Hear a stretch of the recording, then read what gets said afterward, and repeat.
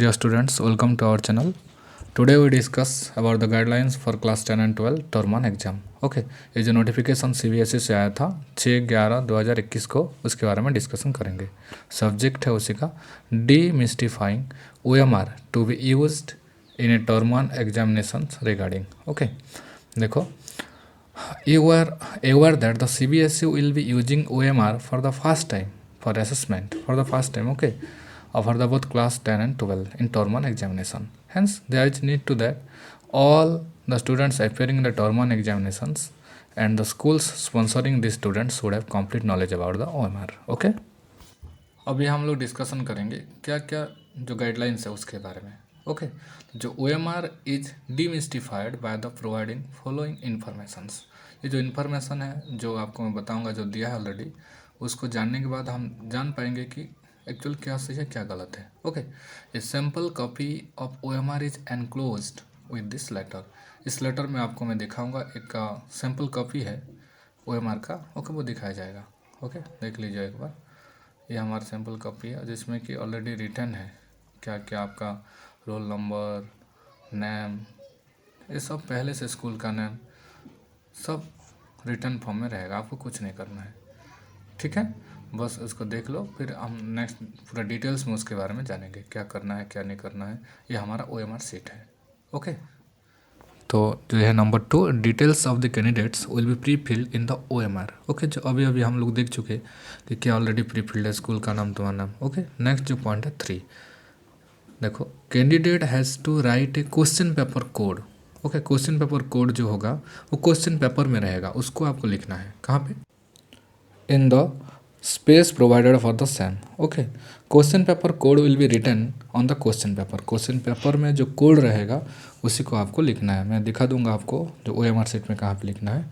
Okay, next जो है 4 point, candidate has to write in his or her own hand in the space provided. क्या लिखना है? I confirm that all the particulars given above are correct and sign. Okay, देखो यहीं पे जो question code है वो क्वेश्चन पेपर कोड आप देख पा रहे हो. यहीं पे जो क्वेश्चन में जो होगा उसी कोड को लिखना है, क्वेश्चन पेपर कोड. और जो नीचे देखिए, तो नीचे जो हमारा है लिखा गया I confirm that all particulars given above are correct. इसी चीज़ को लिखना है. देखो, आपने हैंड रिटन में लिखना है आई कन्फर्म दैट, ऐसे पूरा लिख देना है. इधर एक फुल सिग्नेचर आपका नाम लिखना है, पे पूरा जो नाम है वही फुल सिग्नेचर कर देना.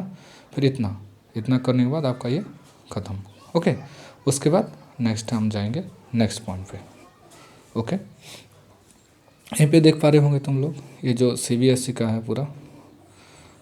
देखो यहीं पे नेक्स्ट पॉइंट है हमारा पॉइंट 5. ओके, ओनली देखो ये इम्पोर्टेंट पॉइंट है. ओनली ब्लू और ब्लैक बॉल पॉइंट पेन. देखो, ओनली ब्लू और black ball point is to be use to filling the desired information and for giving responses. अब जो आंसर लिखेंगे या जो भी डाटा लिखना है उसको आइदर ब्लू या ब्लैक पेन में लिखना है, पेन में लिखना है. ओके, आपको बताऊंगा नेक्स्ट पेंसिल कैसे यूज़ नहीं होता. देखो, use of pencil is strictly prohibited. मतलब आपको पेंसिल थोड़ा सा भी यूज नहीं करना है. Okay, if it is found that the candidate has used the pencil for filling OMR, this will be considered as use of unfair means. देखो, ये फेयर नहीं है पेंसिल यूज़ करना. Okay, and action will be taken against the candidate as per unfair means rules. इसीलिए आपको pencil बिल्कुल भी use नहीं करना है, no pencil. There is a space for answering 60 questions in an OMR irrespective of total questions given in the question papers of any subject. Candidates will use maximum circles as for total questions given in the question paper for giving responses. This should be only in serial. Okay, उसका मतलब 60 questions का OMR में रहेगा answer देने के लिए. आपको जितना क्वेश्चन पेपर में आया होगा, मान लो 40-50 जो भी है, जितना भी आया होगा, irrespective of total questions given the question papers of any subject, कोई भी सब्जेक्ट का हो, आपको इतना ही करना है. ओके, मैं दिखाऊंगा OMR सीट में, ठीक है. Maximum circles as per total question given in the question paper. Okay, देख लेते हैं कैसे करके ये करेंगे. देखो, ये है हमारा आंसर सीट. मान लीजिए आपको टोटल, ये देखो लास्ट क्या है, 45 क्वेश्चन करना है या 50 क्वेश्चन करना है. ओके, लेकिन टोटल 60 है तो आपको 50 तक करना है, बाकी सबको कुछ नहीं करना, छोड़ देना है. ओके, तो ऐसे ही करके आपको जितना दिया होगा, ओके, 40 हो तो 40 करना पड़ेगा, 50 है तो 50 तक करना पड़ेगा। ओके, बस ये चीज़ ध्यान रखना आप लोग, बाकी सबको नहीं काटना तो नहीं है, करना नहीं है, कुछ भी छोड़ देना है उसको, ठीक है ना। तो इसीलिए इस पे ध्यान दो, जितना क्वेश्चन है उतना ही अटेम्प्ट करेंगे, बाकी को हम ऐसे ही छोड़ देंगे ओएमआर में। ओके ना, नेक्स्ट पॉइंट देखते हैं। Answers given after the maximum question number will not be evaluated, meaning thereby if there are 45 questions in some question papers and candidates is changing question number 46 in OMR and writing this question as 45, then giving the answer will not be evaluated। चलो देखते हैं उसका मतलब क्या है। मान के चलो कि तुम्हारा जो सब्जेक्ट में 45 तक लिखना है या 50 तक, अब वो 50 को आप छोड़ के इसको 51 को 50 बनाएंगे और लिखेंगे आंसर में, तो वो नहीं होगा। ओके, जितना दिया है 50 है तो 50, 45 है तो 45, इतना ही करना है, समझ गए। उसके आगे हम कुछ नहीं कर सकते, जितना गिवन है उसी को ही लिखना है, 45 तो 45, 50 तो 50, समझ में आया। Third, for giving a response 4 circles A B C D are given in front of each question in a row, question के सामने वो रहेगा। Candidates are once confident about the correctness of reply should darken the circle with a pen. जब लगेगा आपको कि ये सी होगा उसको करेंगे। देखो एक एग्जांपल देखो नंबर 2 है, A B C D 4 option है, उनमें से आपको लगा जो क्वेश्चन पढ़े कि बी है तो आपको बी को अच्छा से गोला घुमाएंगे, पूरा अच्छा से उसको फिलअप करेंगे, ठीक है। कोई आधा कि थोड़ा सा मान के चलो डी है सी है, दोनों में भी नहीं करना है, किसी एक को आधा करके दूसरा में फुल नहीं करना है। ओके, उसके रिगार्डिंग ऊपर में आपको एक बॉक्स दिया गया है, कैसे करके करेंगे देखो। ये जो दिया गया है, रॉन्ग मेथड कौन सा है, करेक्ट मेथड कौन सा। पहला देखो दोनों घुमा दिए, एक में राइट मारे एक में क्रॉस मारे, ये नहीं होगा। सही क्या होगा, ऐसे एक ही। ओके, सेकंड ऑप्शन भी ऐसा है, राइट नहीं मारना है, पूरा गोला घुमाना है। थर्ड भी ऐसा है, दोनों को करके एक में राइट मारना है, ऐसा भी नहीं होगा, ठीक है। फोर्थ ऑप्शन देखो ऐसे किया है, ये भी नहीं होगा। फिफ्थ देखो ऐसा, ये भी नहीं होगा। सिक्स देखो क्रॉस मारना, नहीं होगा। क्रॉस मारना है आपको तो छोड़ देना है, अटेम्प्ट नहीं करेंगे तो छोड़ दो, वो अलग बात है, लेकिन करके उसके क्रॉस मारेंगे नहीं होगा बोल के, ऐसा नहीं है, समझ गए। फिर हमारा 7 नंबर, आधा नहीं करना, पूरा कंप्लीट फिल करना है। और जो 8 नंबर है देखो दोनों में, एक में फुल और थोड़ा सा किया गया, ऐसा नहीं होगा। ओके, समझ गए। नेक्स्ट पॉइंट देखो, नेक्स्ट पॉइंट है, after 4 circles are over a box is given in the same row, candidates have to write the correct options. Okay, तो देखो जो ए बी सी डी है, correct option in this box that is A और B और C और D as the answer is. अब जब ये जो है सबसे इम्पोर्टेंट पॉइंट है। ओके, देख लो अभी एग्जांपल, जैसे मान लीजिए आप लोग किए अभी 2 नंबर का ए बी सी डी में से आप क्वेश्चन पढ़े, आंसर बी होगा बोले, बी को फिल किए, फिर भी आपको बॉक्स में बी लिखना है, जो स्टार मार्क का जो बॉक्स ऊपर देखो, तो हमको बी लिखना ही पड़ेगा। ओके, नेक्स्ट ये देखो, मान लीजिए 4 का भी डी होगा, तो अगर डी होता है तो फिर आपको उधर डी बोल के लिखना ही होगा। ओके, ये बहुत इंपॉर्टेंट पॉइंट है, ये जो लाइन है बहुत इंपॉर्टेंट है। और एक भी देखो हैश वाला लाइन है, उसको हम डिस्कशन करेंगे वो एक्चुअली वो क्या है। Okay, next, the box again a circle given ahead of box wherein the question number is also written inside the circle. Okay, this circle is to be darkened by the candidates if they have not attempted this question. उसका मतलब क्या है, देखो जो number के सामने और एक रहेगा गोला, उसके अंदर भी नंबर लिखा हो गया, जैसे 5 के सामने 5, वो देखेंगे एग्जाम्पल पे, और उसी पे गोला घुमाया होगा। ओके, तो वो कैसे करके देख लेते हैं, चलो। तो ये हमारा एग्जाम्पल मान के चलो 5 नंबर, 5 के A B C D 4 option है और सामने देखो 5 है, तो इसको भी आपको करना है। जब ये नॉट अटेम्प्टेड है तो आपको उसको ऐसे फिल कर देना है, समझ गए। ये है उसी पॉइंट का मतलब है, ये माना जाएगा कि आप इसको अटेम्प्ट नहीं किए हो, नॉट अटेम्प्टेड। ओके, ऐसे करके इस पॉइंट का मतलब का हम समझेंगे। नेक्स्ट पॉइंट है, देखो नेक्स्ट है हमारा 6th point, candidate are advised that first of all they should mark the response, okay, by darkening the circle. If fully satisfied, then they should write a response in a box. Purpose of giving a box only that if any candidate wishes to change the response, the same will be written in the box. ये है very very important point. मतलब indirectly चलो कि आप अगर कुछ गलती करते हैं, मान लीजिए कुछ किए थे, कुछ गलती किए थे और उसको सुधारना चाहते हैं, तो आप यहीं पे सुधार सकते हैं। कैसे, देखो कुछ नंबर लिख दिए, पहले से गोला घुमा दिए हो, जैसे ABCD में से कोई ऑप्शन को फिल कर दिए हो, फिल करने के बाद पता चला कि नहीं आपको ये मतलब गलत कर दिया, C होना चाहिए, मैं B में कर दिया हूँ, फिर हमें चेंज कर सकता हूँ।